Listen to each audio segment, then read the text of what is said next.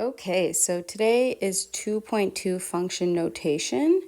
If I were you, I would use the guided notes because again, there are just some things or just some questions that are easier done on a worksheet. Okay, so today we're actually doing something that you learned in Unit 1. We're going to be talking about function notation, right? So function notation is essentially f of x, right? And f of x is essentially y, right? This x is your input, and whatever you get is your output, okay? So we're going to be talking about function notation with equations, with tables, and with graphs. We're going to start with equations. So let's say I have f of x equals 5x minus 2, right? And I want to find f of 3. So essentially what this means is this is my input, right? So I am going to plug 3 in to this function. So 5 times 3 is 15. 15 minus 2 is 13. So this is what we call the output, right? So again, I can write f of 3 equals 13, right? So what this means is when I put in 3, I get 13 as my output.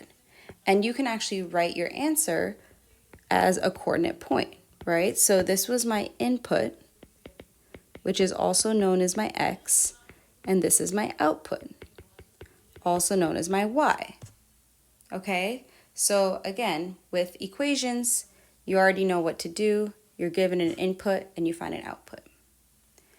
Now with tables, right, we have this real life scenario. Boiling water at 212 degrees Fahrenheit is left in a room that is 65 degrees Fahrenheit and begins to cool. The temperature readings are taken at each hour and are given in the table below. In this scenario, the temperature T is a function of the number of hours H. Okay, so we're trying to find T of 2 and T of 6. So let's write down what this actually means. T of 2 is essentially what is the temperature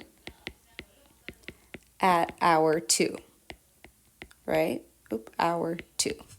So if I look at hour 2, the temperature is 104.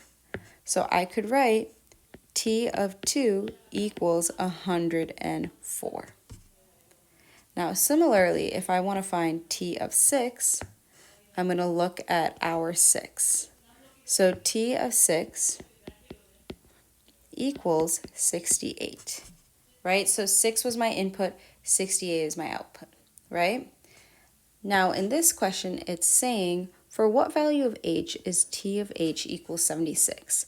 So it's saying what input gives us an output of 76, right? And so if I'm looking at my outputs, I'm going to notice this right here, right? So at hour 4, the output was 76. So the answer would be H equals 4. At hour 4, the output or the temperature was 76. So tables, you just have to read the tables. It's not that crazy. Lastly, we have graphs. So as we know, this is a function, right? Because I could do the vertical line test and I could find out if it's a function. This is asking me find f of -1, f of 1, and f of 5. So what this means is find y value when x is -1. So if I go to -1, I'll see this point here. And this point is -1, 0. So f of -1, when x is -1, the y is 0, right? This is my x and this is my y. Similarly, if I'm trying to find f of 1, again, this is my x. So I'm looking on the graph when x is 1, right? And I see this point 1, 4. So my y value is my output. And then lastly, f of 5. So I'm looking at the graph 1, 2, 3, 4, 5. So I'm at this point here, right? Because this is 5, the x is 5, and I'm at -1, -2, -3, -4. So when x is 5, my y is -4, right? Because this is my x, this is my y. Now it's telling me to evaluate f of 0. So I'm looking for where f is 0. Let me pick a different color.